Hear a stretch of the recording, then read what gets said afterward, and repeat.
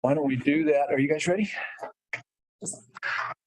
All right, so welcome to the Lawrence, City of Lawrence, Douglas County Planning Commission mid-month meeting.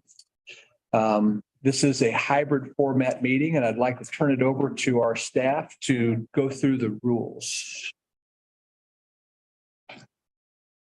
That's pretty good. You got a voice for me? Voice for radio, face for radio too. You're on the force. Are we good? That's good. So welcome to the Lawrence Douglas County Planning Commission mid-month meeting. This is a hybrid format meeting. I'd like to turn it over to staff to go through the rules of that meeting. Did I surprise you with that? Yeah. Sorry about that. I don't usually do that particular script, so I don't know if Jeff is If I can on do that one. From memory. I've been doing it for years, so that's fine. Welcome to the Planning Commission mid-month meeting. Staff will be hosting this via Zoom and also in person here in the room. The city does reserve the right to mute or turn the video off on participants to help with the streamlining of the meeting. And if there will be any questions, all the chats will go to the chat and Zoom facilitator this morning. And with that, be happy to turn it back. Perfect. And we're going to bounce back and forth just a little bit. First topic up is going to get a little bit of a look at what's upcoming. And Jeff, you're going to help us with that. Yeah, so we'll start with your December meeting. For those of you who are kind of newer to the Planning Commission, usually at a mid-month meeting, we give you here's what's coming next and here's what's coming in the next month. So we'll talk a little bit about December. We'll talk about what January is looking like at the moment. So December is looking to be, as you know, 2 nights. Really, the first night will be mainly county items that we will have on the agenda. First item on your docket will be a rezoning from CP to light industrial out at 1700 902 Road. This one will be familiar to some commissioners who've been here for a while. This one's kind of come back a couple of times. There'll also be a rezoning out at E900 Road. That'll be a change from AG2 to general business. And that is probably familiar to a few of you if you are familiar with the state registered local landmarks. It's a landmark school that is looking to kind of move some uses and change some things there. And of course, also on Monday night, we'll be talking about today's topics. So I won't steal any thunder from our group on that one. Wednesday, you will be hearing a consistency finding will be asked of you related to a tax increment finance district, which has not occurred for a while in the city, but that one will be coming forward for your review and consideration. You do have some plats and some variances coming forward. You also have a rezoning and a preliminary development plan that are slated there to be a tandem project out kind of, it's in the county and kind of going through the annexation process, but it's really about 25th, 26th Green O'Connell Road. If you kind of get your bearings here in town on that one.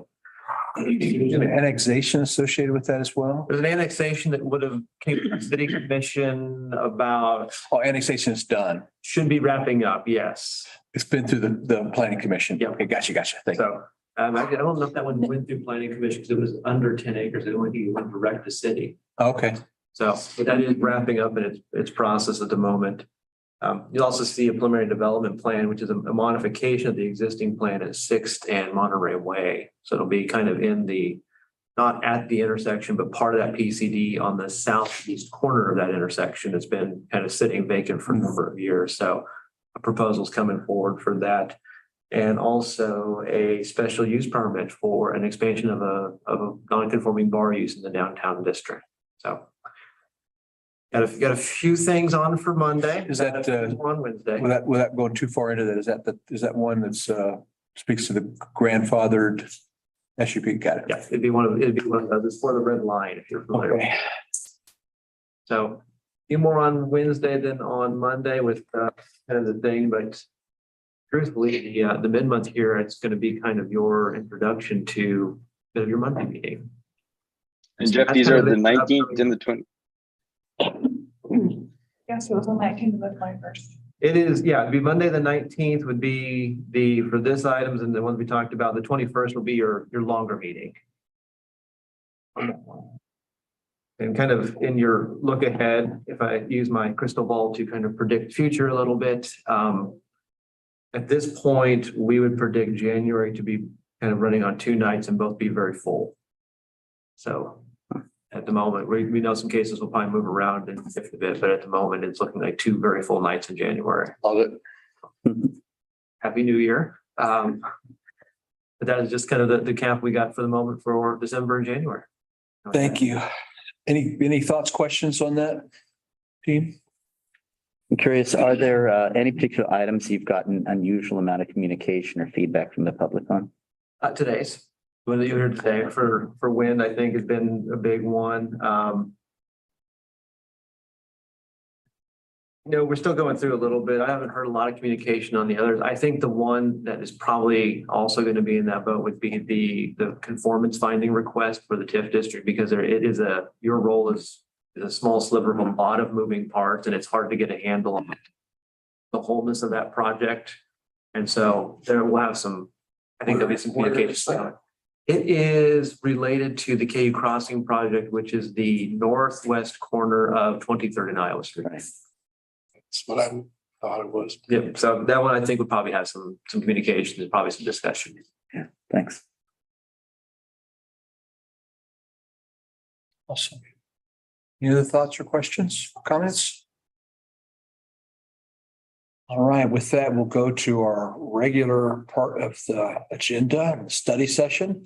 We're here today to focus primarily, exclusively on, according to our agenda, on the wind regulations. And that's a topic that we've just learned is going to be on Monday's agenda. So with that, I'll turn this over to staff. We have 3 great members of the team here to talk us through and answer questions. Thank you. Good morning. I'm Sandy Day. I'm one of the planners. Cece Riley literally is the right hand of this project. She came to us from Boone County, Missouri, and has extensive knowledge in this field. So we are incredibly fortunate to be able to draw on that. With any luck, you've had some time to peruse the proposed draft regulations. We're going to take a very high level to look at these regulations this morning. We've got a finite amount of time to go through a lot of things. So we've distributed for the people here in the office some papers for questions. If you'd kind of hang on to them, let us get through presentation as much as we can. Hopefully we're not going to lose you through this presentation. And then whatever time we have, we'll answer questions. As far as forget everybody, there is a hard stop on this meeting because there's another meeting coming in right after it in the room here. So keep that in mind. Okay. So with that, we want to make sure that we're starting out with kind of a common base of what exactly is it that we're talking about. WECS, or wind energy conversion systems, is the correct term. As we look at this, you'll hear windmills, wind turbines. A lot of that is kind of interchangeable. But this is really the definition we're working through the code language as we go forward. So shared definition from the previous regulations passed in 2016, as well as the entire United States as a whole. WECS is actively seen as what they're called. So kind of how did we get here? This really kind of all goes back to the work that started coming forward in 2013. We started getting some requests from a particular energy provider. They were wanting to do some broad testing in Douglas County, and we started seeing requests for what are called MET towers, or meteorologic towers. They're quite tall. They have equipment to measure that wind and atmospheric data. And we did not have in the county regulations at the time anything that spoke to wind energy as a particular land use. So we would use the most similar land use. And at that time, we called that out as communication towers. So how we would review the MET tower was the same process that we would use to review a telecommunication tower. Wasn't a great fit, but it was the best fit that we had at the time. And then it was a tall thing out. tall structure. Yeah. Yes. All right. The county commission also did a pretty detailed study session. Again, I want to say this is 2013, 2014. Really started looking at wind energy as land use. There was some motions out there in the county that there's a company interested in coming. And then the county commission actually adopted a moratorium to allow staff to actually draft language to create what we have in the code today for wind energy. And we have the two types. We had the small or the personal WECs that would be for the home or the business or the farm. And then we have kind of these large commercial scale, what we think of as wind farms. The regulations that were created and adopted into the code, because the code was silent before that, there wasn't a prohibition in the code, and there is not a prohibition in the code today for wind energy. It is a recognized land use in the code. The way the code is set up is really pretty brief. It relies very heavily on the conditional use permit process to assess setback and impacts and overall height within the context of that. Skip forward several years, you move forward with the solar farm regulations. And through that, in January of this year, so it's taken us this long to get to this point,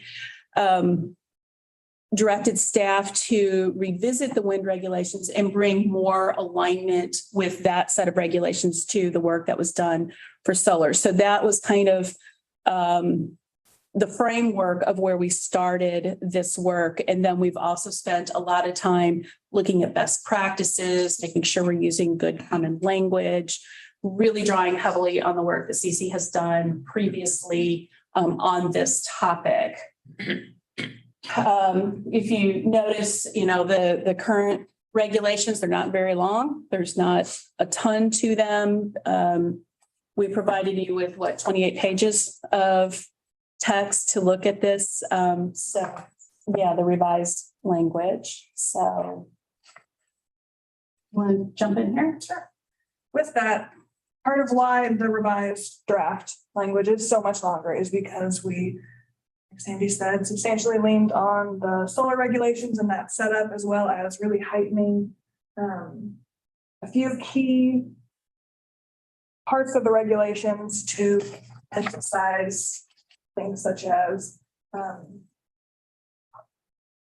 providing a basis for public discussion, creating a thorough permit process, identifying environmental impacts, visual impacts, noise impacts, as well as making sure that the new regulations would supply a strong set of standards for reclamation and decommissioning of those turbines. It was both through the community input and concerns that we've received thus far that led that, as well as reading through what other regulations had in their language that we thought would be beneficial for the county. The purpose statement in the regulations called out each of these bullets in front of you. We really tried to make sure that we were very forward with why are we writing these regulations? What are we hoping that it accomplishes? So much like the existing regulations, we still would be permitting these kinds of land uses through the conditional use permit process. So that's the piece that really brings in that public commentary part of the process. We've restructured some of the naming a little bit to bring it a little bit more in alignment with how the industry works. In the original language, we called them out as small WECs, and they're renamed as personal WECs. So you have a little bit more clarifying language in the proposed text, and the process for those. Those are something that can go straight to a building permit through the county as an accessory structure, versus the commercial WECs projects. Those are going to be the bulk of where the regulations that we're proposing are located. So this is an overview of the entire 28 pages. It starts with definitions. Previously, there were only, I think, 5 definitions, one of which was the entirety of the small WEX regulations. So we really sought out giving a lot more information both to the community and to staff as far as how do we define certain things. And then personal WEX is that first set of regulations. And then as Sandy mentioned, the commercial WEX has a significant portion of the regulations that will be in there. And throughout the presentation, we're not highlighting each of those. I call this the table of contents. We're not highlighting each of those pieces, but we are highlighting the major changes. But this is just sort of the structure of the entire regulation, which matches solar. Right, so this is one of the examples where you see that alignment between the solar and the wind regulations. Thinking of it as a table of contents, one of those significant pieces is that key considerations. That was where we spent a bulk of time, both you're seeing CCNI, and I'm not sure if county zoning staff is on the line or not. We met weekly with them, anywhere from 2 to almost 4.5 hours, for the most part, going through line by line structure, every piece of this that you can think of. So county staff was intimately involved in this process as well as CCNI. Yeah, that's it. What's the next one? Yeah. So this next slide and sort of that first part of the regulations we're talking about after definitions is the personal WEX. The county had a very strong interest in strengthening the personal WEX, because if someone had come to them with a windmill for their property, they didn't have a lot of regulations to use. They weren't quite sure when they were applied to standards. And so we tried to make it as clear as possible. So some of the regulations are the same as the previous 2016 adopted, such as the cumulative maximum power rating, 50 kilowatts. I am by no means an electrical engineer, but I understood from the general internet that 50 kilowatts was well enough to run a home, run a small farm. It can be either one larger, more, too large, we have maximum height standards, but one larger turbine or a couple of them. We set up. Did we have a personal in the small scale solar? It's small scale Do solar. you remember what we had for output on that? Do we have an output limit on, hey, Michael, do we have an output on that? No, it's done by size, acres. It was acreage size? Okay. All right, thanks. Sorry. Or site, so we're not calling it out necessarily by property lines, because we understand there are some farms that are made up of multiple lots, but we're saying staff will have discretion in looking at a site to understand, are they really trying to make it more of a commercial effort, or is it an understood this 50 kilowatts is used for whatever they have on that property? Another piece of regulations is setting a maximum height. The county was interested in that and chose this number. How tall is your average windmill for? It greatly varies both on age and what their intent is. So If you're going to buy a new windmill to draw water today, if even people even do that. yeah, those wind pumps of sorts, I'm not sure. And I think there's also a significant cost change between maybe a more efficient, smaller system versus one that might take up more room on your feet. We can look into that for sure. Some of the other things called out in the personal WEX section is that all of the power has to be used on the site. We really highlighted that it cannot end up as a commercial. You can't sell it to your neighbors. Correct. You can sell it back to utility. Correct. Not in excess of what we've assigned as the maximum power rating. Subject to building permits, subject to setbacks, some of the zoning district and some the height of the windmill.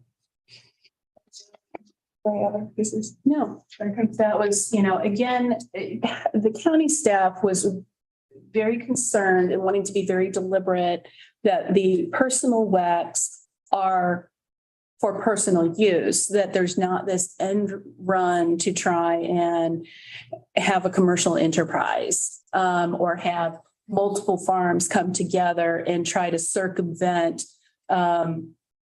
the the wind farm regulations at the commercial aspect of it. So that's part of where some of those things were derived from. So What about that mid-range, the solar community wind? Isn't there a mid-range in the solar regulation? I couldn't speak to that. That's something we can check on, but that we've made a bright line in the regulations between what is personal and what is the commercial generation. There's not a middle ground in these regulations. If that's something that the commission wants to explore, if you jot that down. I don't want to get too sidetracked with questions just yet, because there is a lot we want to get through and we want to spend some time on a couple of things. So now moving on to the commercial WEX portion of the presentation and the regulations. The content of application is a significant key change. Previously, the application was split in the previous regs between development/site plan requirements and supplemental information. There wasn't a very clear, what do you give staff on the front end? And so we're asking a lot. We're asking for a concept plan, a lighting plan, strong assessments of environmental, visual, noise, impacts, asking for traffic studies and road maintenance agreements. Some proposed plans, decommissioning plan will need to have a significant portion of county legal staff look over it, and some other pieces that we'll be sure to have reviewed by various other agencies. We had all those agencies review it on the front end. We made sure that the application we were asking for on the draft regulations met some of the standards or some of the things that, such as emergency services, was looking for. yeah, and before we leave this, one of the things that we also did at the staff level, we have worked with emergency services in Douglas County, asking them for a review of this. Chief Baxter was our primary contact. We've worked with county legal. They've looked through the regulations a couple of times. There's nothing hugely glaring, at least at this point, that is frightening. We've tried to reach out to different professionals. We've talked with actually the city's consultant for the airport. Now their interest is for Lawrence Airport, but how this impacts other private airfields. So we've tried to dig into that a little bit. And then we've also reached out to Parks and Wildlife and a couple of other agencies to look at a little bit of that in terms of how this kind of land use affects local conditions as far as plants feel. And that gets a little bit into the deep. So you referenced FAA on lighting, but you also referenced FAA on location relative to other airfields. Talking about. We don't. At the local level, we don't try to manage or implement FAA regulations. The applicant absolutely has to go through that process, both in citing the location as well as the lighting. So we'll touch on the lighting here in a little bit in terms of what that is. To that. Pardon? The regs point to. Yeah. And we require that they acknowledge FAA requirements and state what they may be. Gotcha. This puts a lot of the company proposing, the applicant proposing wind farm release give us a lot of information. One thing I can share about the FAA regulations is the process to review that is a two-step permit process. You submit a preliminary permit and then you submit for a final permit. And it is a pretty lengthy review by FAA and they go through a lot of detail to it. So it's, all we need to do in our code is really reference that because the federal regulations take control and preempt a lot of stuff that we would envision as part of it. So we have various examples of other reasons why we chose some of the pieces of the application, but for sake of time, I'm interested in moving forward. We can come back to it if we have time later. The next handful of slides all identify key changes. So sort of how we talked about at the beginning, our interest is in bringing to you sort of what are those main numbers? What are the things we're looking for the planning commission to really think about and make a decision on? One of those things within the design standards is the setback. So previously the setback was 110% of the height to property lines and 1,500 feet to any dwelling. Part of what we've proposed, they're looking at best practices, other regulations, and just having a general understanding that we really want to emphasize that there's both the difference between participating property owners, which we define in the regulations as folks who have, a vested interest, maybe they've signed a lease, sort of things with the turbine company, and then non-participating property owners, and highlighting that we are interested in protecting those non-participating property owners as much as possible. So previously with the regulations having 1,500 feet from any dwelling, we had some community concern about there's a turbine site and you buy the property next door, then that turbine site 1,500 feet is limiting where a house might go on a property that isn't being financially benefited by that turbine site. With the proposed regulations, we have 1,500 feet from a participating property owner's residence or any other occupied structure. That might be a garage that your nephew lives upstairs. And then 1,500 feet from the property line of a non-participating property owner. So 1,500 feet from a property line then means that non-participating property owner has regulations based on the underlying zoning district as far as setbacks go, but it's not being impacted the same as it previously was with the originally adopted regulations. And in addition, we have 110% of the total height from any public roads or right of ways. And that was something that is of concern, and we see this in telecommunication towers as well, that if there's a catastrophic event, how is the public infrastructure protected? So that's been in there for a while to have that kind of a setback from roads.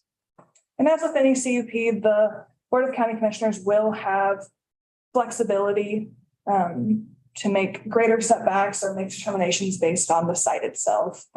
But we hope that this gives us some of But those. that's also part just of the normal CUP Correct. process. When it comes to the planning commission, we can look at that also. And then the county commission Yes. can Right, yeah, you are do that too. you are in the advisory Right. role as a conditional use permit. This is one of my favorite graphics that CC brought forward. It really, and she'll walk through all of these different components of it, but I think it's a very helpful graphic to understand and kind of put together these different things that we're talking about, a participating property and non-participating property, and, kind of these base setbacks and then additional setbacks. Be clear, a participating property is someone who's getting paid. A non-participating property is someone who's not getting paid. In short, Depending on your perspective, though, everyone's participating in this. In that it's there. yes. Yeah, okay, gotcha.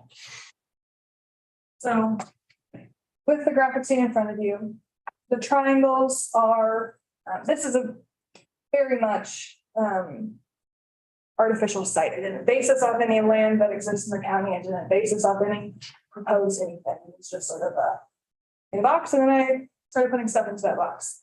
So the triangles are turbine sites. The blue and the pink represent setbacks. Pink being what it must be to a roadway or to a street, and blue being that 1,500. So whether that's participating, the white sites, or a yellow non-participating.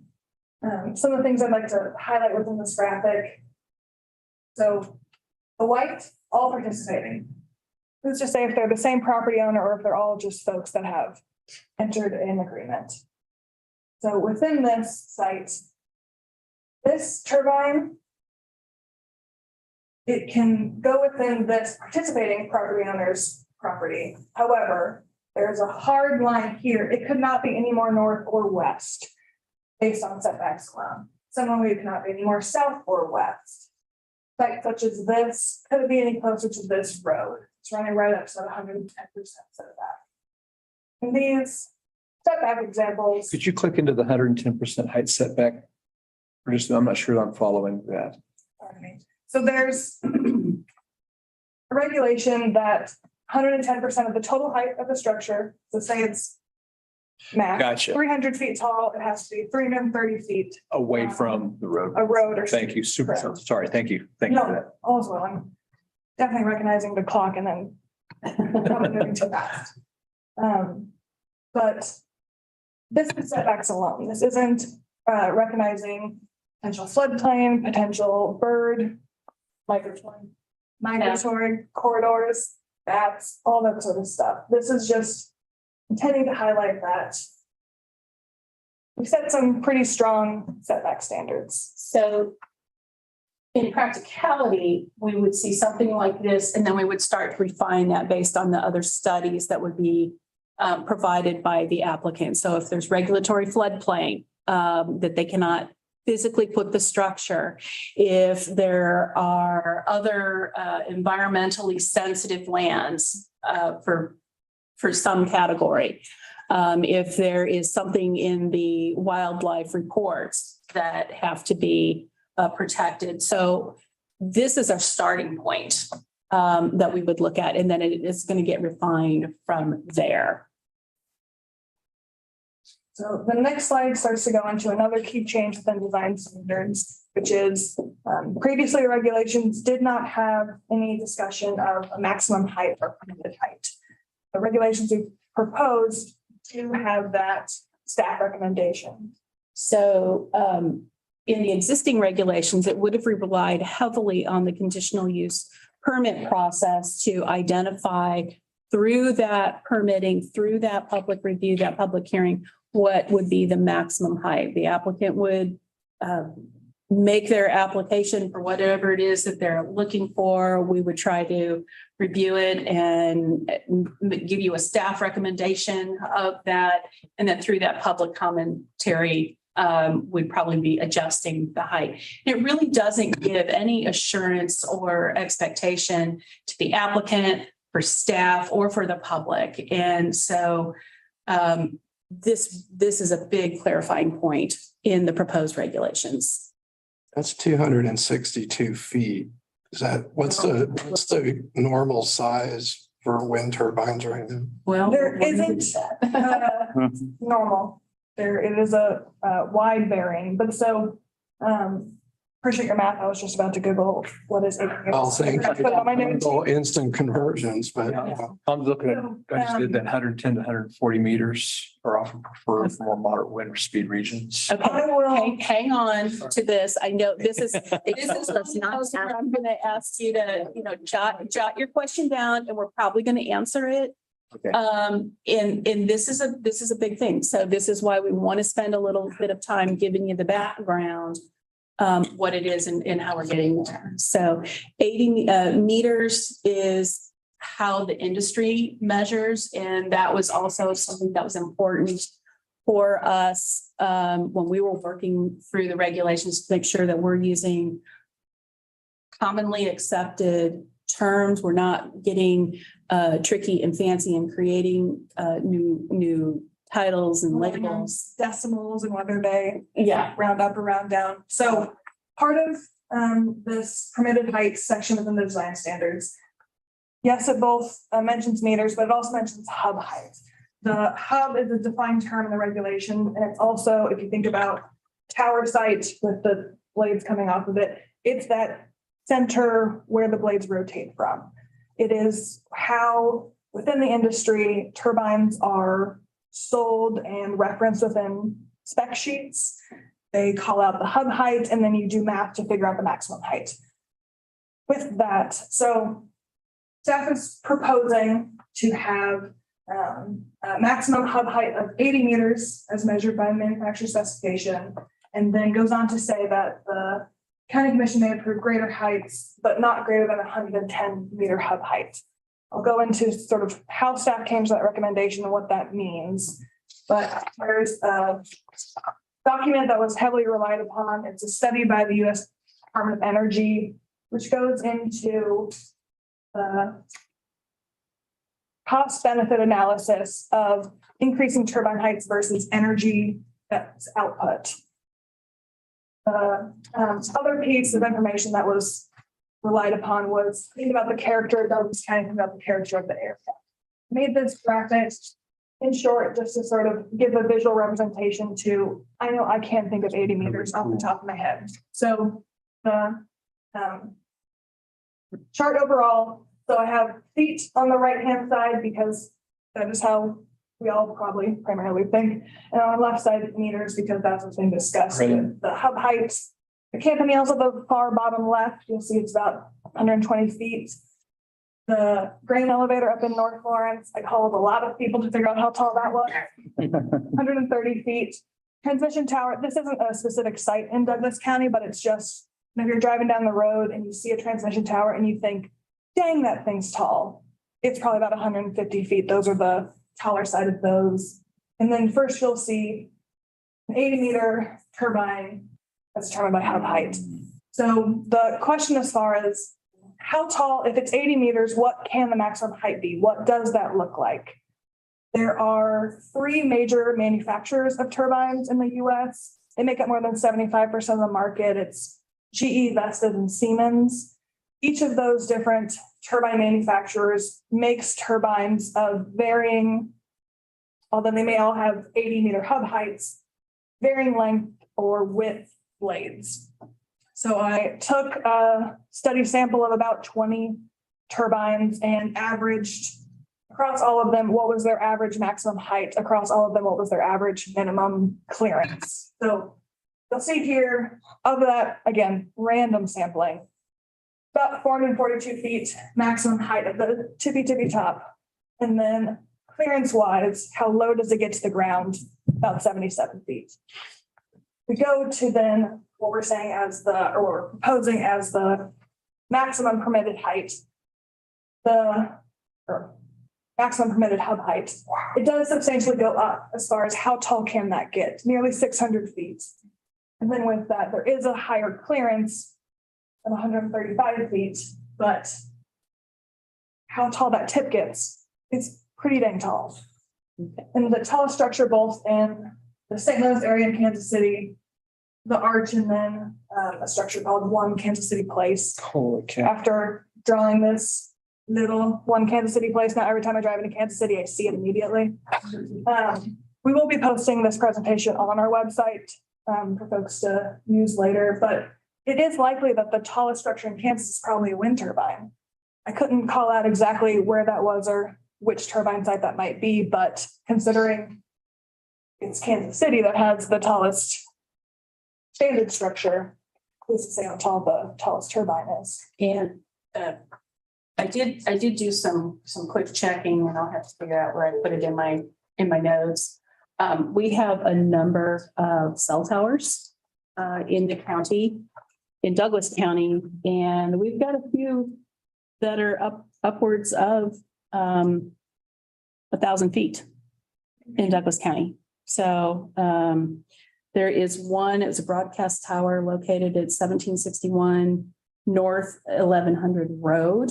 It's a guy tower, so that's the one with the cables coming down from it. It was originally constructed probably in the 60s. It was 1,300 feet tall.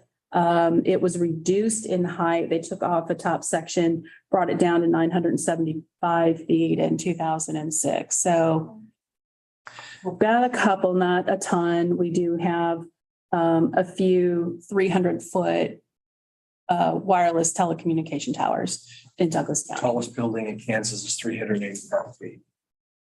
Did you get the tower that's on campus? Pardon? The tower that's on campus that we all see and don't see because it's Just there. always been here, which is like, And I didn't around 600. I didn't pull up the things that are in the city limits. I looked that one up before. It's around Yeah. 610. So What is? we're gonna keep going with heights here. So, These are some resources I don't expect us in the next 15 minutes to have time for, but just to highlight, there is an interactive map of existing turbine sites across the entire US. It's a publicly available database. We've linked to it on the lawrenceks.org/windregs website. If you were interested in seeing, I've driven down I-70. I'm curious, how tall is that tower by insert location. You can look those things up. Additionally, just some information about the random sampling and the turbine manufacturers. In addition to that, so the map at the top right, I won't spend too much time on, but it's a map that's shown within the document we use to sort of discuss that 80 to 110 and make that determination. The lightest color, that gray color, this map is saying that that is the most cost-effective height, cheapest hub height. LCOE is just a levelized cost of energy, meaning how much did it cost them to both build the turbine, fix the roads afterwards, have those sort of infrastructure changes versus how much energy were they getting out of it. So you can see a primary portion of that western part of the US is gray. The next color, that light blue. Whenever I look at Kansas, I'm only seeing gray and light blue. You don't really start to see green until that, again, the green and blue, they're very close. It's hard to see the contrast there, but the green is primarily in the southeast portion, that 140-foot hub height. And again, we'll provide more information on this both on the website, in packets that we give y'all, and in the meeting we're having next week. I don't mean to zoom past this too fast. It is an important discussion. Really good information. I appreciate it. Fantastic. So another key change within the regulations is that we're proposing, think back to that table of contents, both design standards and performance standards. The design standards being, what is that initial siting phase look like? How tall can they be? What's the setback? What are other information pieces that the applicant and staff need to know on where things are being proposed? And then the performance standards are throughout the entire life of the project, how is it acting and how do we make sure that it's not acting out of compliance? And if it is, it's setting up regulations so that staff can take action, failure to comply with any of those performance standards, maybe grounds for suspension and then or revocation of the CUP. So this is a section of the code that gives staff some teeth. This is the piece where staff can go in and say, here's what you told us you were going to do. Here's what was approved. Are you really doing what you said you were going to do? That is the piece of this next section. And all of these pieces tie back to those key factors. You know, if you said you were going to do this in lighting, here's what is required. You said you were going to do this in sound, here's, are you doing those things? So there's parity all the way through the regulations. So, or they're supposed to be. I think we did. absolutely. So, another key change, this is within performance standards. So we're sort of moving from that siting standard to performance standard. Staff is recommending, all turbines and accessory structures must follow FAA requirements, but we're taking that one step farther by saying that all turbine sites lighting must be radar activated. It's a relatively new technology, new meaning about 2016. The FAA has regulations on, they call it ADS, radar activated, where if a plane gets within, it's about a 2.5 mile radius, those lights will begin to blink. Motion sensing. Radar. Yeah, sensing, radar yes. is the method. Yes, so that planes are safe, but it's not a constant bothersome, even if there aren't planes nearby blinking. There was a significant amount of community concern about, the character of the area and. It's a folks thing. About You see a field of those blink, it's a thing. driving through I-70 westwards Colorado, seeing all the lights at nighttime and feeling disoriented or otherwise sort of Creeped out. out of sort. So we're proposing maybe radar activated. It is an additional step that the applicants need to make. It may not be the cheapest option for them, but staff is proposing that it's the right option for the character of the community and the. I don't want to bog it down, but the radar activated is, sphere from the aircraft itself. It So is, if the aircraft is above a certain height, it won't Correct. activate. it's if the flying below an altitude of 2,500 feet, and then it's within a radius of 2.5 miles. Okay. So the closer we are to flight patterns for landing or takeoffs, the more they'll be. Correct. Yeah. But it is, though, the alternative is that constant blinking. Mhm. Because the FAA does require lighting. Right. Staff is interested in proposing this mitigation technique to that constant. Thanks for finding that. Yeah, that's great. Absolutely. It's a tool from Boone County that we used in those regulations that I was like, that's awesome. So, again, for sake of time, I'm sorry if it feels like I'm rushing. That's not my intent. Another performance standard that staff is proposing. Previously in the regulations, there wasn't standards regarding noise. It would have been at that CUP open hearing process, staff and the commissions deciding if they wanted to implement regulations. We're proposing both construction noise regulation as well as operational noise regulation.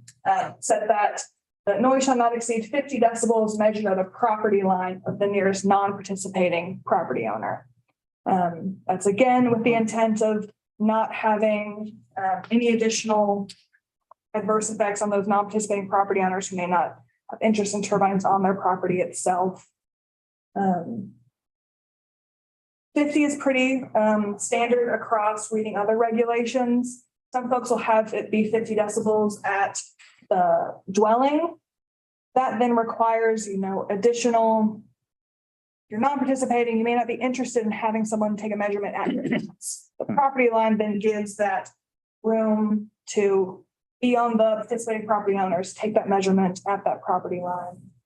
Is the source of noise from a wind turbine a function of wind resistance, wind hitting the turbine, or is there other mechanical noise Wind that comes hitting from it and the wake off of the spinning can cause some noise. There is some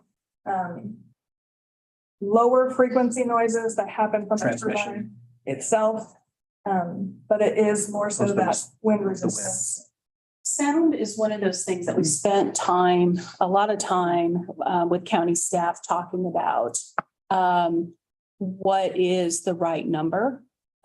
Each community is going to have to decide that for itself. We've given you a recommendation here in the regulations. We spent a lot of time talking with county staff. How do they actually enforce that? That's really where we came to the property line decision, because they would be able to have permissions to go to the property line of the participating property and be able to do some measurements there. They may have to invest in some equipment to be able to do some of that. We try to have some comparisons of what does 50 decibels sound like, and CC came up with the example of a really noisy dishwasher. Not the noisiest you've ever heard, not like clanking, like, oh my gosh, it's My something dishwasher. dying, but like inefficient dishwasher. Noise is such that it's exponential in growth. So 50 decibels to 60 decibels, 60 decibels is double that of 50. So in researching noise, that isn't always forthcoming.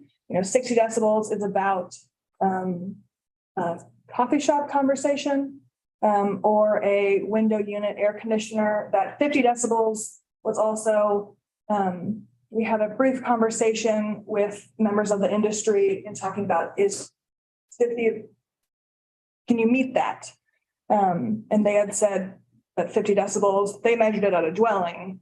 It'd be interesting to know what the decibel level coming off a resident dwelling would be relative to the same amount of noise at the property line from a wind turbine.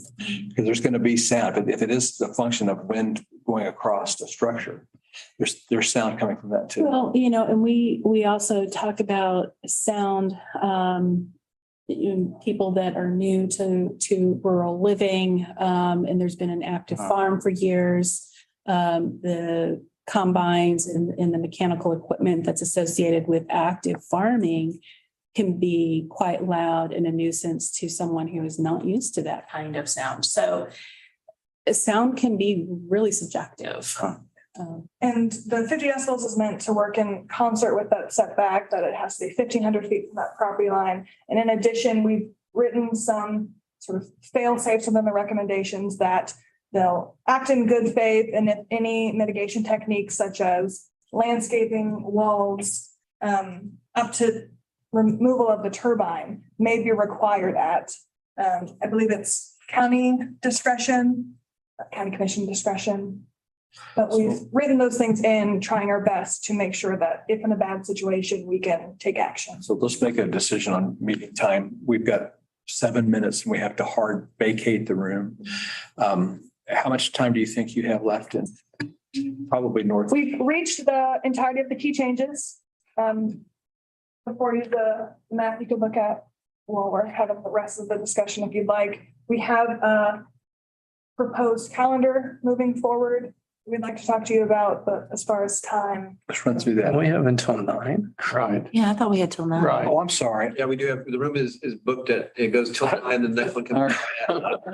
Got time. This is why people drink coffee. Sorry about that. So I apologize. I was rounding in my head. I thought we were already at 9. So Oh, back up. 8:30 in practice. Yeah, back up, yeah. Yeah, we can keep going. Oh, gosh.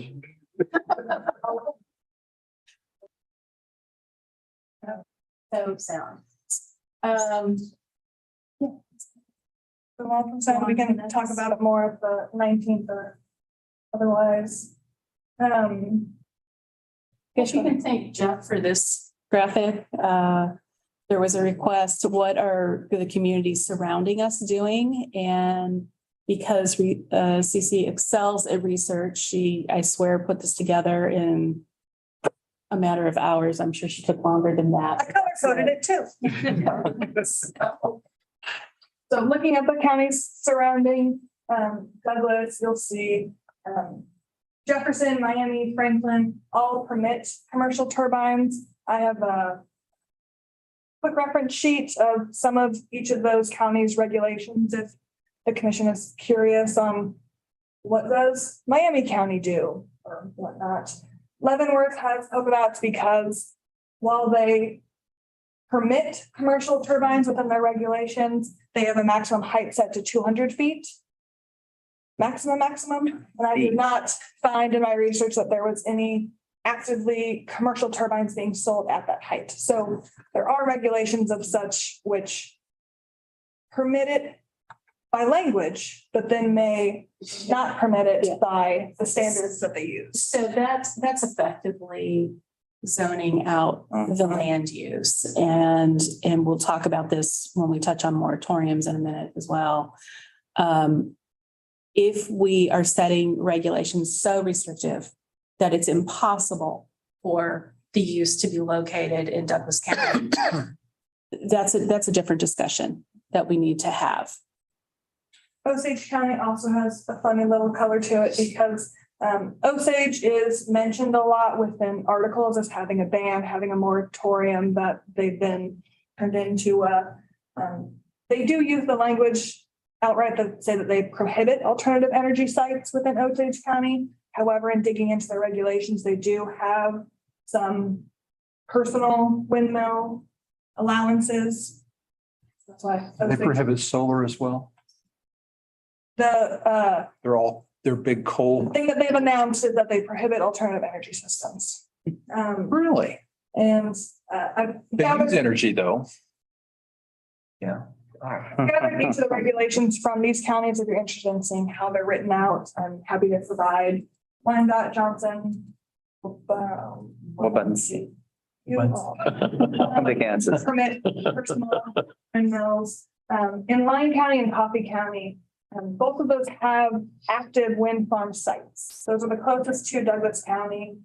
Coffee County having 95 turbines in their wind farm, Lyon County having 61. Interestingly, both of these counties, Lyon and Coffee, are a part of the Tallgrass Heartland Wind Moratorium, which was a moratorium adopted in 2004 by Governor Sebelius.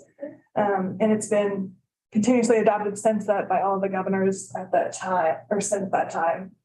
The blue highlighted Douglas County, so you can see that moratorium goes into part of Shawnee. And I'm gonna flip back real fast. Is that basically Shawnee the County was- foothills? Is that?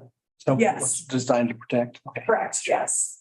Shawnee County is the only county, we were in discussion with their county planning director. They've had a great deal of turnover within planning directors and I think they're a little bit waiting to see what we do with our regulations, but they've not yet had any regulations on personal or commercial wind turbines, and they're a part of that moratorium. And before we leave, I want to make a statement, and I'm going to say this multiple times throughout any public meeting that we have. There is no active request from any energy provider for a wind farm in Douglas County. Do we know if they're up buying leases or not? There seems to be some. We are hearing of that activity. Okay. Yes, they are. So there is. Yes, they are. is Clearly interest. I do not have direct knowledge, so that's why I'm being a little hedgy. Gotcha. But there's no application submitted. These regulations are not proposed for any particular provider. And Charlie, these Okay. are options for leases, they're not actual leases. They're trying to get them to sign contracts. Options. Yes. Right, okay. That's what they were doing with solar. Yes. And then before we leave moratoriums, County Commission considered a Met Tower as a temporary business use at a recent meeting, and one of the questions was asked about moratoriums. And John Bullock, the county councilor, responded to that. And again, I would reiterate some of the things that he was sharing with the commission, that a moratorium is not the tool to use. You do not have, this example notwithstanding, you don't use moratoriums consecutively to prevent the land use. If the moratorium, if the intent is to have the moratorium and keep going through this process of, well, we're still working on it, we're still reviewing it. Again, that's a different discussion if the use is, if the intent is for the use to be prohibited, then the better tool is to make a text amendment separate from this process to say this is a prohibited use in the zoning regulations. So that's my spiel about moratoriums, and I'm done. And a great point, considering there were quite a few members of the community who their only public comment might be like, I expect you to enact a moratorium on wind turbines. And so we'll do our best to actively educate the public on why we're doing what we're doing and how these revised regulations really act in benefit of the community, to make sure that there are more strong standards to protect them and protect the character of the area. You might have said this, but if we pass both the personal and the commercial, as it's written here, just a magic for a minute, would our color coding be the same as Leavenworth? Green with yellow dots? It would be green. Okay, so green, commercial permitted also includes personal permitted. Correct. Okay, Correct. gotcha. Leavenworth. This is at the maximum height. Gotcha, okay. This is sort of at their maximum, what do they?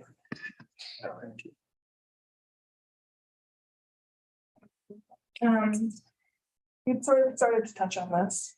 So for a while now, the public has, members of the public have been reaching out to staff and to commissioners and to county zoning staff, asking some different questions. And you'll see some of those communications in your packets when that gets posted of some of the email chains that we've had a little bit. And they touch on lots of different things. And so we tried to do the research into the questions that are being asked. Some of it actually ends up being part of the regulation. Some of it is, referred to the website. The website was a fairly recent creation for us. And I think it's going forward throughout this process. I think it's going to be a very good tool. We're finally at a point where we've got something to share. We've tried to make it clear to the public when they've asked.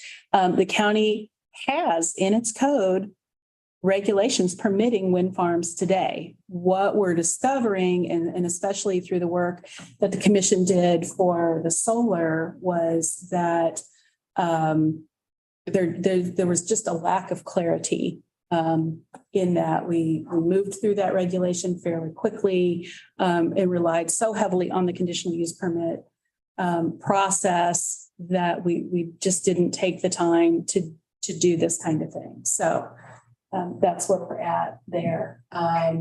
The greater setbacks, obviously, that's going to be coming from residents who are not participating, who have no interest in this particular use. Noise and lighting are significant concerns, as you can imagine, from the public. Decommissioning and reclamation. So we've spent some time talking with the public about that. The tall grass prairies, when we think of prairies, we think of plants with long root structures. I talked with probably 3 different people with NRCS and about the different programs that they have with plants. And it was really fascinating. Our prairie grasses and plants are amazing life forms. They can live in a lot of varieties of soil conditions. And I didn't know that before this. So that speaks a little bit to one of the standards in the reclamation. When a tower comes down, when a turbine comes down, how far do you have to remove the foundation? And a lot of these plants and grasses can grow in 4 feet of soil or less. So that was something that we talked about. That's one of the pieces in the code that you'll see is that the foundation has to be removed. I think we said 4 feet. Correct. And that's standard across a great deal of regulation. How deep is the foundation? About 8 feet is what we've heard in Is it total. realistic they would try to bust out just half the depth of that? I mean, is that a thing? Well, that's going to be a requirement in the code that they would have to. Well, I get that they would be required to take at least 4 feet, but is that they would stop doing whatever they're doing at 4 feet? Probably. Plastic. Yeah. We'll have the opportunity, NextEra's reached out, NextEra had communications on the packet that you'll be given for the 19th Planning Commission meeting. We'll have the opportunity to reach out to them and ask those sort of questions if it's of interest. Staff can't really speak to it. We've just seen what regulations exist and what best practice states, and that's the 4 feet decommissioning. Next steps. That's not going to Okay. after. So, Actually get a Wednesday. the public comment period and the regulations were posted on December 7th, about a week ago. The regulations are online, have been sent to anyone who's asked of them from staff. The public comments will be received and gathered for 60 days on this proposed text amendment. That's until February 5th. Staff's plan is to, after that date, gather all of the comments and then do a pretty significant review. What are the main trends that we're seeing? Are there any pieces of the regulations that have tension points that we want to address? And see in the next slide, sort of how we move after that February 5th meeting. We also have just confirmed through Sandy's kindness and goodness that we have a January 12th community meeting at the Greenbush School, previously Wakarusa School. Down south. So I haven't quite published that yet because I'm still waiting for the final paperwork to come back from the school district. But both Greenbush and the school district have said yes. So they have their pieces that they have to do. But as soon as I get that paperwork and whether or not I get that in the next couple of days, we'll be ready to. Planning staff is the host of that meeting. Staff will be hosting it. It is a public meeting. We want to make sure that the public knows it is not the formal public hearing. That is your role. That this is an opportunity for staff to present this information as well as dig in a little bit more to the regulations, but then also for us to listen. And we want to be really active listeners to the public, what their issues and concerns are, making it, very clear that, while there's obviously somebody out there showing some interest, we have a Met Tower. We know that NextEra is getting ready to make application, or they may have just made application for a second Met Tower. So there's very clear interest. And so we want to make it, give people assurance that this is about the regulation and how the land use is regulated, not that we were reviewing any one particular application. Just So back we'll up be one able to to the 19th. What's the staff recommendation and to receive. just to receive, review, begin the process, Yes. begin the public process? Gotcha. Thank you. So this is the calendar that we've laid out. I know that we've been working on this for a year and we've got a few more months yet. And these next steps are really to have at least a couple of public engagement opportunities. One is an evening meeting at the school in January, but then we also want to hold an open house that we'd be doing here in this building that covers some daytime hours. If people can't do an evening meeting, they can maybe come here during the Will daytime. this be posted on the new website? It will, yes. Can we integrate non-staff hosted meetings? Any group that's out there that's holding a meeting, that's holding a town hall on this, could we find that information and put that on the calendar as well? Because there aren't staff sanctioned, I don't know how appropriate that might be, like if we are emphasizing any particular interest point.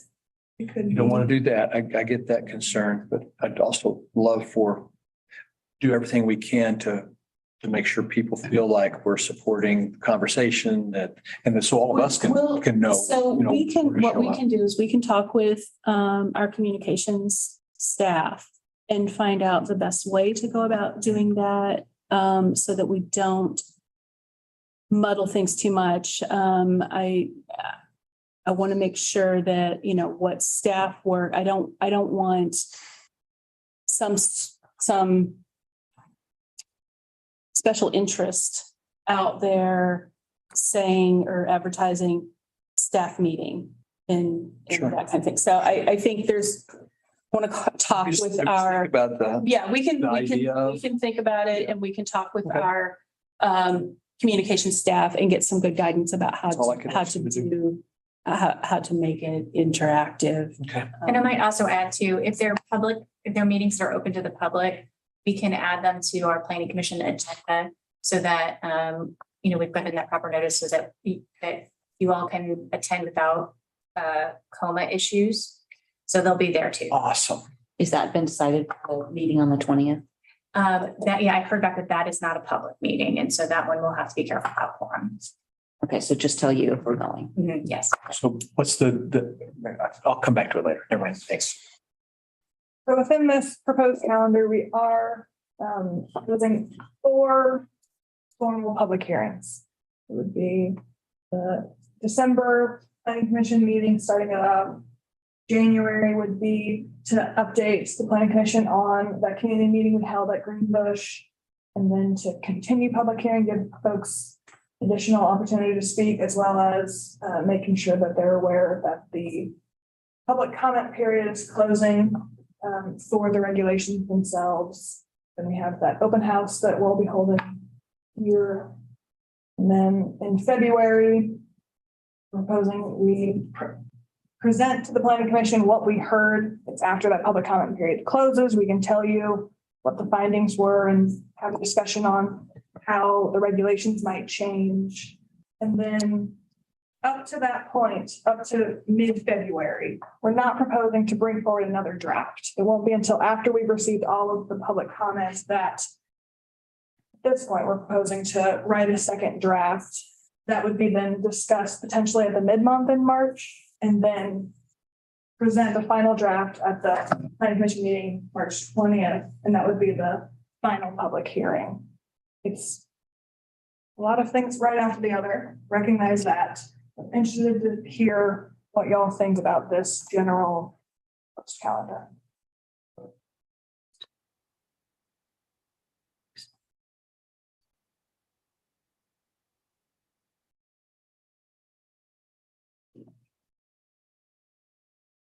We get to talk now. We have 20 minutes. All right. Shadow flicker defined, and I haven't read at that shadow length that's cast throughout the day is something that's taken into consideration as part of the plan. It is, it's both within the application. We're requesting information on what the expected shadow flicker might be and what that Well, might extend to, as well as we have regulations that state having there shall found not be adverse. a handy dandy online calculator, I can tell you just for today with the minimum size, which is about 400. Where did I write it? We're talking about the potential absolute maximum. Potential maximum shadow flicker during the day because of the top length of the blades. Well, I'm just from the hub height of the minimum hub height size you said. For today, it can reach up to 1,000 feet. And terrain and weather, and there's a lot of things that come into play with that, but it will be absolutely an important part of what we're requesting information on from the applicant. Because one of the things we heard or found out during the solar is with regard to some of these issues with I guess maybe it was just online research. These turbines can be programmed to turn on and off at certain times. So to prevent that from impacting a house or whatever. So those are, and since we're looking at the advanced technology, lights are gonna go on and off depending on where aircraft are. I mean, that. Yeah, so this is something, so in the regulations, you're gonna have, what are the thresholds? Mhm. As we go through the conditional use permit process, and like CC mentions, a lot of these calculators, I think, assume flat terrain and don't take into some of those things. So perhaps as an example, we have an application and we're talking about it, and somebody has a neurological condition and this is really a problem and it's going to set off whatever that neurological condition is. Could you put a condition to limit, the turbine that's located at this point to some reduced threshold? Yes, you could do that as. Yeah, because I'm just part of bringing that that, up so- because the shadow it can be perceived as an intrusion on Yes. Yes, in a non-participating land. we're never going to hide them. Yeah. Okay, so just for clarity, though, if it's 1,000-foot max, does that mean that it wouldn't be a problem because of the 1,500-foot setback? Well, maybe I had that number. Might- wrong, Jerry, Are but you talking about Hang on. a light shadow or a noise shadow? light, just light right now. No, I'm bad. It's 10,000. Okay, all right. I was gonna say. It's 30,000 feet. So That 10, concern in mind of shadow. that's flicker. huge. I'd also like to, in addition to what Sandy said, point you to within the performance standards, we have a set number. Turbines shall not be sited in a manner that, or turbines shall be sited in a manner that minimizes shadow flicker to less than 30 hours per year to any dwelling within the project area and surrounding area, including both participating and non-participating. 30 hours a year. So we'll have to be open to, because the way you've set this up is great. I'm glad you worked with the county because you tracked and you've done all the research that we had to do for solar on the fly. But Can I ask quickly about the shadow flicker before you move on? Yeah. One of the things that came up at a community meeting that I was at, a conversation I had, was about, you mentioned the seizures and neurological things. And one of the research papers that I dove into, they qualified what would impact somebody who had a condition was the speed. And so they limited the speed of the term of the spinning. So is there a reason why you're looking at number of hours versus maybe looking at the speed We of were the trying to spins? use tools that the county had a means to measure. And that the best practice standards across reading dozens and dozens of communities sort of brought forward. I didn't see speed regulated frequently. It was something from the Epilepsy Society. They had done some research on that in And- terms of it so they were recommending a limitation on the Certain frequencies. frequency. Triggers, yeah. We also, in the regulations as proposed, include within the visual impact, within shadow flicker, calling out to say operator shall avoid causing unreasonable adverse shadow flicker effects at any dwelling located. I think there is room for the commission once, or if an application were to come in, that you can use those sort of tools with that discretion to your advantage and to then within the performance standards, even after something's been approved and built, you can use the tools that we've tried to give in order to say, you're causing unreasonable adverse reactions. Let's look at this again. How can those be mitigated? It may be landscaping, it may be a wall, it may be that that turbine was located in a location that ultimately has too many adverse effects for the community. Yeah, which is the comment, you've got enough built in here that when there is finally an application, there's enough leeway to call in experts and everything else. And these experts are at the applicant's expense again. Okay. We've written that into the regulation. Bring those in to deal with any specific identifiable issues. Would it be your Well, preference? I'm sorry, go ahead. Those qualified professionals making those, taking those measurements, Right. doing the sort of work that the county or city staff aren't able to. We also define that those qualified professionals have to be approved by the Board of County Commissioners. There's a worry of professionals being one-sided or having special interests in mind. We're trying to combat that with as many tools as we have. So Bring in throughout- our hours of meetings with county staff. So, yes. Throughout our meetings with county staff, and Tanya and her group probably got tired of me asking the question, can you enforce that? We talk about something and we say, okay, what if the regulation looked like this? My comment would then be, can you enforce that? Is this enforceable? Practically, and there were many times where county staff is going to have to rely on outside professionals to help them do some of those determinations. They don't have the technical qualifications. We don't have the technical qualifications to be able to do some of that. You're going to have to bring in those other professionals for that. That's the nature of this kind of use. So we spent a lot of time talking about that, and that the burden of that cost shall be on the applicant operator. And with the current regulations that already exist, we don't have this type of flexibility to fine tune anything, do we? It's far more challenging under the current regulations because they were drafted so broadly that we would have had to be very far thinking to structure a condition to allow us to do the things that in this regulation is trying to add some predictability.